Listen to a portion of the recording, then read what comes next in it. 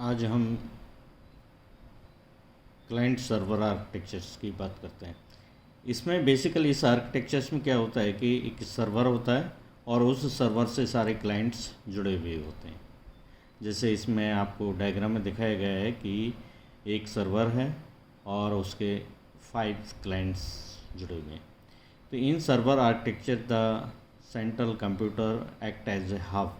Basically server एक hub का काम करता है जो बेसिकली हर क्लाइंट के कनेक्टिविटीज़ होती है और क्लाइंट्स को वो कनेक्ट करता रहता है। तो हम कह सकते हैं कि जो सर्वर्स है वो मैनेजमेंट करता है। तो ये पीयर टू पीयर जो आर्किटेक्चर्स है उससे थोड़ा डिफरेंट पैटर्न्स है इस आर्किटेक्चर्स का। इसमें सर्वर जो है वो इन पर मैन कंट्रोलिंग करता है जो क्लाइंट को इन्फॉर्मेशंस डाइवर्ट्स करता रहता है। तो इसके जो एडवांटेज हैं क्लाइंट सर्वर के वो बेसिकली है कि data backup is easy and cost effective has the other file not a management. तो यानी कि हम डेटा का बैकअप इसमें इजीली कर सकते हैं क्योंकि वो सारी जो डेटा का बैकअप है वो सर्वर के पास आ जाता है हर क्लाइंट के पास। और ईच कंप्यूटर्स की सारी इंफॉर्मेशंस हैं जो सर्वर्स इन्फॉर्म। दूसरा है performance is better in the response to the time. तो जो पीयर टू पीयर आर्किटेक्चर्स में नहीं होता था वो इसमें बेटर रेस्पॉन्स होता है जिसके आधार पर हम बेसिकली वो बेटर कर सकते हैं।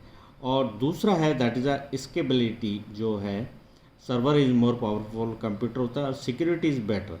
जो इशू सिक्योरिटी का था वो पीयर टू पीयर आर्किटेक्चर्स में कम था तो इसमें उसको बेटर किया जा सकता है। और scalability is not a issue क्योंकि स्केलेबिलिटी का इशू जो है पीयर टू पीयर आर्किटेक्चर में था लेकिन इसमें ये प्रोसेस नहीं होती। एक थोड़ा इसके जो एडवांटेज हैं वो है in case of the server failure the entire network is ball. जबकि पीयर टू पीयर में ये था कि अगर एक सिस्टम फेलियर होता है तो पूरा सिस्टम फेलियर नहीं होता कि दूसरे कनेक्टेड।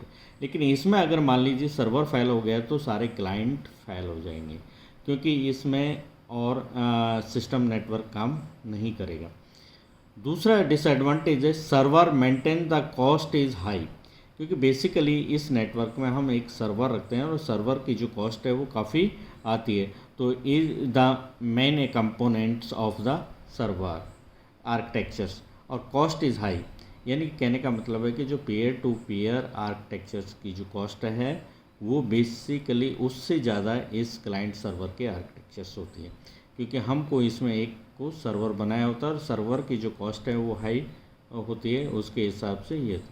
तो यानी कहने का मतलब है अगर हम कंपैरिजन करें पीयर टू पीयर आर्किटेक्चर्स और क्लाइंट टू क्लाइंट सर्वर, हालांकि peer to peer architecture better से है लेकिन उसमें जो एक सिक्योरिटी है और एक स्केलेबिलिटी के इश्यूज हैं वो ज़्यादा आते हैं और इसमें इस तरह का कुछ नहीं।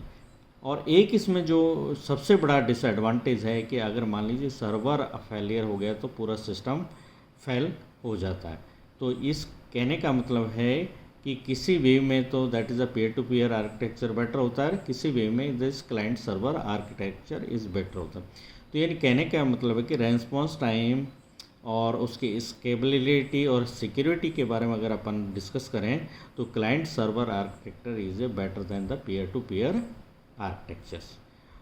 तो ये दैट टाइप ऑफ दिस है। तो यानी कहने का मतलब है कि किसी भी नेटवर्क को अगर हम डिज़ाइन करें तो उसके आधार पर ये सारी चीज़ें हमें प्रोसेस होती हैं।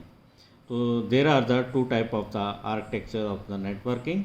First is a peer to peer architecture and second is a client server architecture. Both are the different but is the sometime is a peer to peer architecture is better than the client server architecture, but finally you say the client server architecture is better than the peer to peer architecture because here is the cost is high but some issues are not is there. तो basically कह सकते हैं कि किसी तरह की समस्या इस आर्किटेक्चर्स में नहीं होती है जिसके आधार पर हम इसको बताते हैं। तो डायग्राम में आपको बताया कि इसमें एक सर्वर्स होता है और सर्वर के बाद सारे क्लाइंट्स एक दूसरे से अटैच होते हैं।